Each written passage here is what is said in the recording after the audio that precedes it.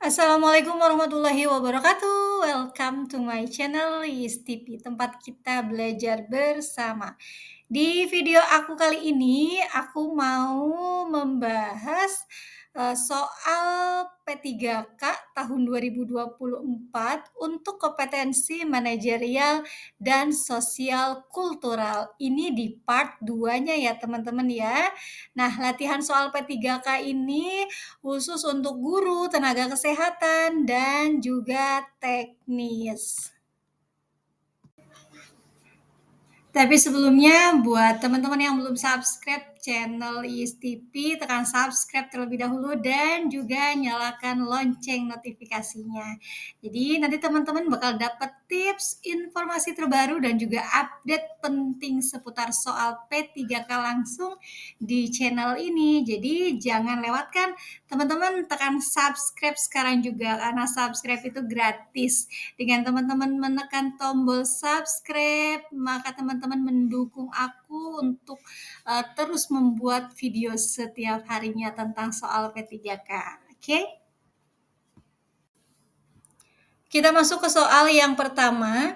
Anda adalah korban bencana. Sikap yang paling tepat agar Anda dan korban lain dapat terbantu dengan kondisi saat ini adalah opsi yang A, membuat kampanye donasi, B, meminta para korban bersatu mengumpulkan dana, opsi yang C, bersikap biasa saja, atau opsi yang D, hanya peduli kepada orang yang rusaknya paling parah. Nah, menurut teman-teman, untuk soal nomor 1 ini jawaban yang paling tepat yang memiliki poin tertinggi itu yang mana? Ya, opsi yang paling tepat adalah opsi yang A. Untuk soal nomor 1 ini terkait dengan mengelola perubahan. Jadi alasannya karena kampanye donasi adalah hal yang wajar dilakukan dalam kondisi bencana. Jadi Anda sebagai korban tentu saja mengalami kerugian yang banyak, sehingga jika meminta para korban untuk mengumpulkan dana pribadi mungkin saja akan sulit. Sedangkan dengan kampanye donasi, peluang untuk mendapatkan bantuan menjadi lebih luas. Kita lanjut ke soal nomor 2. Menurut Anda, perspektif seperti apa yang harus dimiliki oleh seorang pemimpin agar bisa mengatasi masalah dengan baik? Yang A, bertanggung jawab, B, objektif, C, sesuai dengan aturan, atau D, melaksanakan dengan baik. Silakan dijawab oleh teman-teman semuanya. Untuk soal nomor 2 ini terkait dengan orientasi pada hasil. Jadi jawaban yang memiliki poin paling tinggi itu adalah opsi yang D. Jadi dalam memecahkan suatu masalah, hal yang paling penting adalah concern-nya. Apa sebab dan juga akibat terjadinya, serta apa yang nantinya akan timbul dengan langkah yang diambil saat ini. Jadi ini masuk ke dalam orientasi pada hasil. Kita masuk ke soal nomor 3. Sebagai bagian dari SDM, apa yang Anda usulkan agar karyawan di kantor Anda bisa menerapkan integritas dalam praktik sehari-hari? Yang A, tidak menyampaikan usulan. B, diklat terkait kreativitas dan integritas. Yang C, mengemban apa yang sudah ada terkait dengan kreativitas dan integritas, atau opsi yang D, mempertajam program integritas dan kreativitas. Untuk soal nomor 3, ini terkait dengan pengembangan diri dan juga orang lain. Menurut teman-teman, jawaban yang paling tepat itu yang mana? Ya, betul. Opsi yang D. Mempertajam program kreativitas dan integritas berarti apa yang selama ini belum tuntas untuk dilaksanakan sebaiknya dituntaskan untuk melihat hasil yang diperoleh dari program yang selama ini sudah dicanangkan. Kita lanjut ke soal nomor 4. Sistem reorganisasi dalam sebuah instansi menurut Anda adalah A. Hal yang wajar untuk lebih mengenal perusahaan secara menyeluruh. B. Sarana untuk melihat siapa yang bertahan adalah kompeten dan siapa yang terbuang adalah yang tidak kompeten. Yang C. Tidak mempengaruhi kinerja. Atau yang D, baik, karena bertujuan untuk pengembangan kapabilitas. Menurut teman-teman, untuk soal nomor 4, jawaban yang paling tepat itu yang mana? Untuk nomor 4 ini terkait dengan mengelola perubahan. Jadi jawaban yang memiliki poin paling tinggi adalah opsi yang A. Alasannya, reorganisasi merupakan salah satu hal yang ditujukan agar SDM yang ada dalam organisasi untuk lebih mengenal unit kerjanya secara komprehensif. Nah, pengenalan unit kerja yang menyeluruh ini sangat bermanfaat, utamanya untuk karyawan baru ataupun karyawan lama, agar mengenal setiap unit di kantornya untuk memudahkan komunikasi dan kerjasama nantinya jika ada pekerjaan yang melibatkan beberapa unit. Soal nomor 5. Anda merasa senang dan percaya diri setelah mendengar tanggapan positif oleh atasan dan rekan mengenai ide Anda. Namun ternyata direktur belum menyetujui, maka Anda opsi yang A, memikirkan kembali ide yang akan diusulkan. Yang B, bersikap biasa saja karena pada dasarnya pimpinan memang bertindak sewenang-wenang. Opsi yang C, menyayangkan karena ide ini akan memberikan keuntungan. Atau opsi yang D, melakukan komunikasi langsung dengan atasan. Nah, untuk soal nomor 5 ini terkait dengan orientasi pada hasil. Jawaban yang paling tepat dan yang memiliki bobot nilai tertinggi adalah opsi yang A. Jadi alasannya tidak perlu khawatir jika pendapat yang diberikan ini belum disetujui oleh atasan. Ini adalah hal yang sangat wajar. Yang harus selalu dilakukan adalah evaluasi terhadap ide dan juga gagasan yang akan diberikan di kemudian hari agar bisa disetujui oleh atasan. Kita lanjut ke soal nomor 6.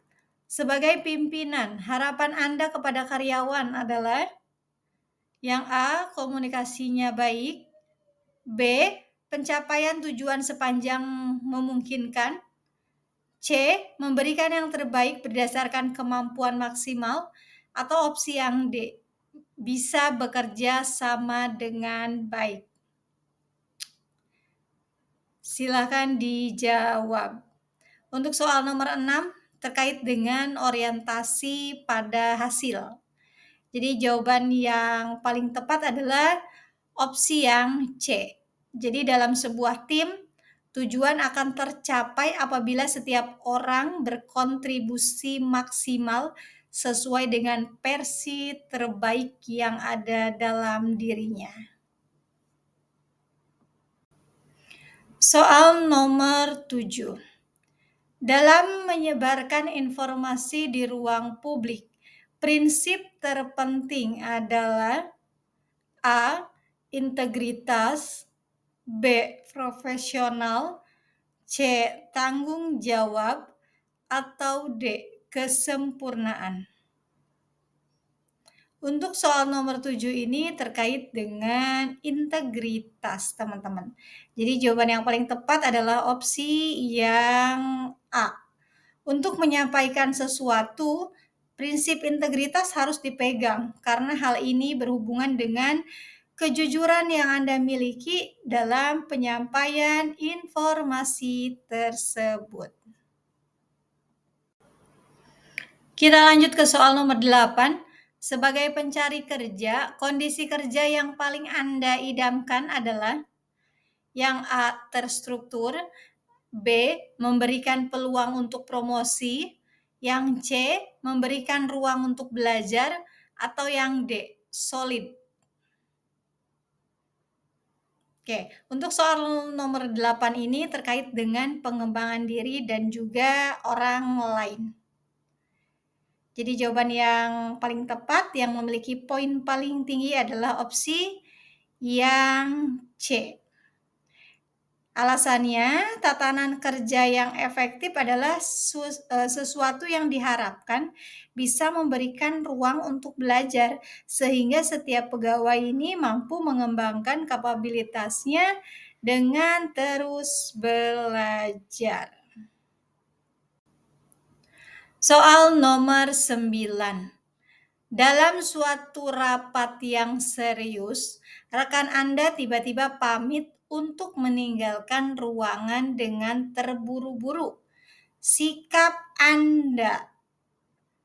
Opsi yang A, menanyakannya alasan tersebut. Yang B, bersikap biasa saja karena itu urusan internalnya.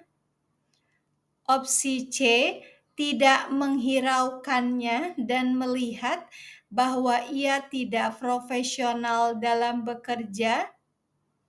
Atau opsi yang D, menganggapnya wajar sepanjang pekerjaannya telah selesai dan tidak ada agenda penting lainnya. Untuk soal nomor 9, ini terkait dengan mengelola perubahan.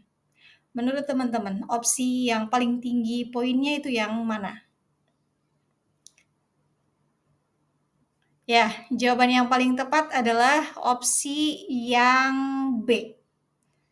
Alasannya, ketika rekan Anda pulang ketika sedang meeting, maka itu adalah otoritasnya untuk melakukan hal itu. Dan sudah pasti rekan Anda akan melakukan izin terlebih dahulu. Anda tidak usah terlalu mencampuri urusan pribadi rekan Anda, karena pasti hal ini telah diketahui oleh atasan.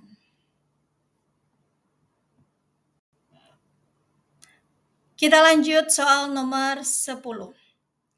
Anda diminta untuk menjadi ketua sebuah penugasan, namun Anda merasa kurang disukai oleh anggota tim karena beberapa hal. Maka Anda, opsi yang A, menerimanya lapang dada, yang B, introspeksi diri, yang C, beranggapan karena mereka iri hati dan dengki dengan saya, atau opsi yang D, berusaha untuk bertanya mengapa tidak disukai. Menurut teman-teman, jawaban yang paling tepat itu yang mana? Untuk nomor 10, ini terkait dengan mengelola perubahan. Untuk opsi yang paling tepat dan memiliki poin yang paling tinggi itu adalah opsi yang B. Kenapa?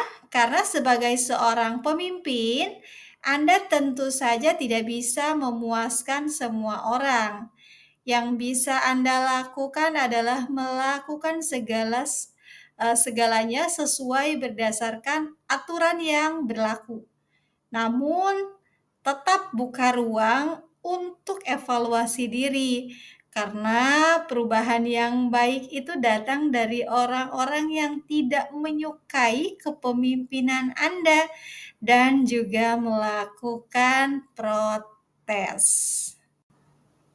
Kita lanjut ke soal nomor 11.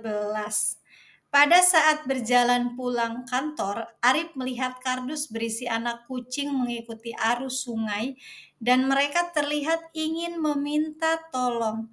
Arif yang melihat hal tersebut harus apakah A. membiarkannya karena ia tidak bisa berenang ke sungai dengan arus tersebut? Opsi yang B, berinisiatif menolongnya agar anak kucing tersebut selamat tidak tenggelam. Opsi yang C, meminta bantuan orang lain yang bisa berenang untuk menyelamatkannya. Atau opsi yang D, meminta bantuan pemadam kebakaran untuk menolong anak kucing tersebut. Nah, untuk soal nomor 11 ini terkait dengan empati. Menurut teman-teman, jawaban yang paling tepat itu opsi yang mana? Ya, betul. Jadi jawaban yang paling tepat adalah opsi yang B. Pada kasus di atas, Arif harus mengedepankan empati.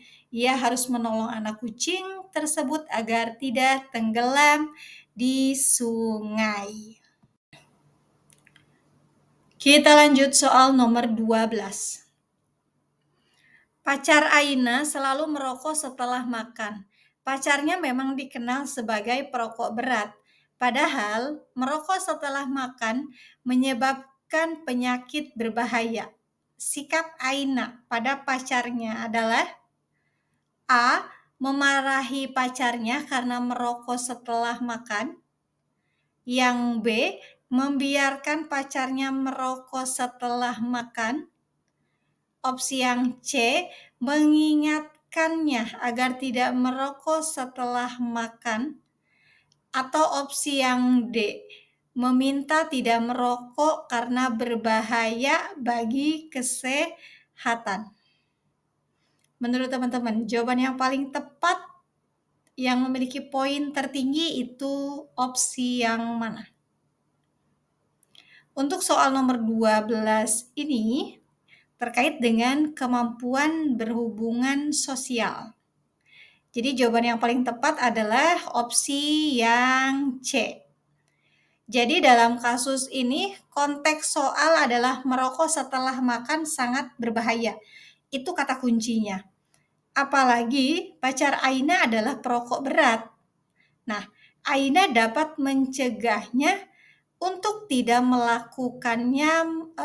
melakukan merokok setelah makan. Soal nomor 13. Beberapa waktu lalu, sosial media viral dengan aksi buruh harian Bulog yang tidak menggunakan baju melakukan mandi dengan beras saat mengemasi beras di karung. Hal tersebut tidak etis karena apakah yang A, beras diolah menjadi makanan dan tindakan tersebut membuat beras tidak higienis? Yang B, mandi seharusnya dilakukan dengan air di kamar mandi, bukan menggunakan beras? Opsi yang C, pelaku melakukan aksi bercanda tidak pada tempatnya sehingga menuai pro kontra? Atau opsi yang D, kita harus menghargai wujud makanan yang akan dikonsumsi dalam sehari-hari. Menurut teman-teman, untuk soal nomor 13, jawaban yang paling tepat itu opsi yang mana? Ya, jawaban yang paling tepat adalah opsi yang D. Jadi ini terkait dengan kemampuan berhubungan sosial. Jadi aksi tersebut sama sekali tidak menghargai makanan karena dianggap sebagai mainan. Oleh karena itu, mandi beras tersebut dianggap tidak etis ya, teman-teman ya. Kita lanjut soal nomor 14. Aida merupakan mahasiswa kedokteran gigi dan Pemengaruh di sosial media yang mengajak pentingnya menjaga kesehatan gigi dan mulut. Suatu hari, Aida menjumpai adiknya yang suka makan permen dan tidak mau gosok gigi. Hal yang dilakukan Aida adalah apakah yang A mengajak adiknya untuk gosok gigi dan merawat kesehatan gigi dengan baik? Yang B, menyindir adiknya karena tidak mau menggosok gigi setelah makan permen. Opsi yang C, memarahi adiknya yang tidak mau menggosok gigi setelah makan makanan manis. Atau opsi yang D, membiarkan adiknya yang tidak mau menggosok gigi setelah makan permen. Untuk soal nomor 14, ini terkait dengan kemampuan berhubungan sosial. Jadi jawaban yang paling tepat dan poinnya paling tinggi adalah opsi yang A. Sangat mudah ya teman-teman ya. Jadi melihat situasi tersebut, Aida dapat mengingatkan adiknya agar selalu merawat gigi dengan baik setelah makan permen. Soal terakhir di sesi kita kali ini. Permasalahan kapal asing yang melakukan penangkapan ikan ilegal di Laut Indonesia kerap kali terjadi.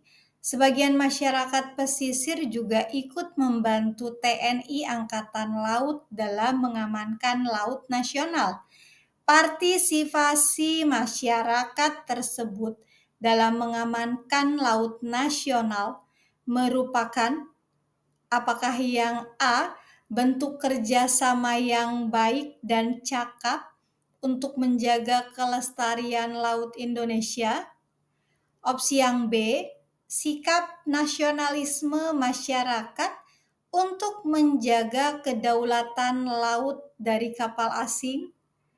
Opsi yang C, partisipasi pasif karena masyarakat tersebut tidak memiliki senjata seperti TNI. Atau opsi yang D, usaha untuk mengamankan laut Indonesia dari kapal-kapal asing yang datang. Untuk soal terakhir ini, menurut teman-teman, opsi yang paling tepat itu yang mana?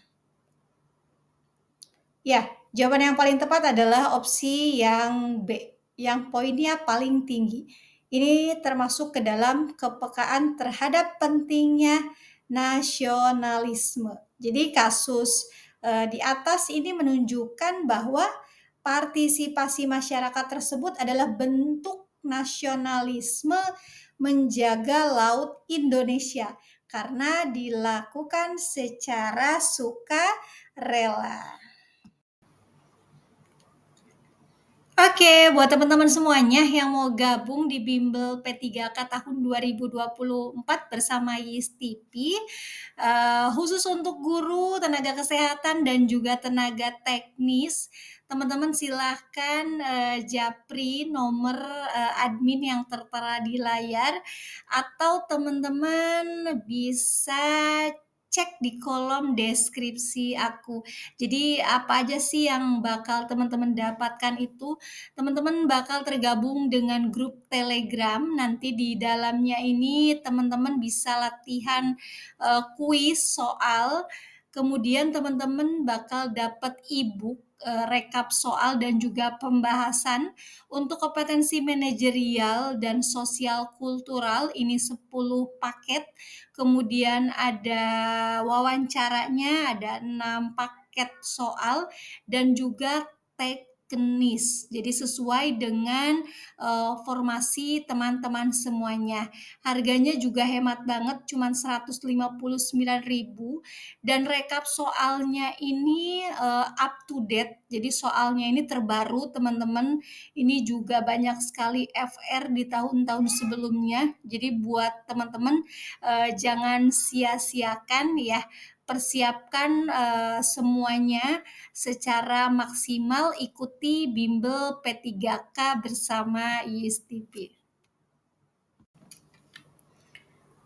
Oke, ini ada PR buat teman-teman semuanya. Mari kita baca bersama-sama. Yayu merupakan orang kaya yang sangat lembut hatinya. Saat hendak berangkat bekerja, ia didatangi oleh orang asing yang ingin meminjam uang padanya untuk biaya sekolah anaknya. Yayu pun meminjami uangnya dan menyampaikan tidak usah dikembalikan. Sikap Yayu merupakan apakah yang A. Sikap kepedulian terhadap sesama yang dilandasi rasa ikhlas dan ingin membantu. Opsi yang B. Bentuk kelembutan hati Yayuk yang meminjamkan uang kepada orang tersebut. Opsi yang C. Hal yang biasa dilakukan oleh Yayuk karena memang Yayuk memiliki hati lembut. Atau opsi yang D. Sikap yang bisa dilakukan oleh orang lain jika memiliki hati yang lembut sepertinya. Jadi ini PR untuk teman-teman semuanya. Untuk PR ini masuk ke dalam empati. Jadi menurut teman-teman jawaban mana yang memiliki poin tertinggi? Silahkan tulis jawabannya di kolom komentar ya teman-teman ya. Oke, buat teman-teman yang mau gabung di grup WA grup untuk siap jadi P3K 2024, silakan teman-teman scan QR yang ada di layar ya. Teman-teman silakan di scan QR yang ada di layar. Silakan teman-teman screenshot terlebih dahulu dan teman-teman bisa tergabung di WA grup siap jadi P3K tahun 2024 ini gratis teman-teman. Oke teman-teman, itulah tadi pembahasan soal untuk latihan kita pada video kali ini. Semoga bermanfaat untuk teman-teman semuanya yang akan menghadapi ujian P3K. Jikalau menurut teman-teman video aku ini bermanfaat, silakan di-subscribe, di-share, di-like, dan juga di-komen. Share sebanyak-banyaknya agar semakin banyak orang yang bisa merasakan manfaat dari video aku ini ya. Mohon maaf jika ada salah kata. Akhir kata, wassalamualaikum warahmatullahi wabarakatuh. See you di next video.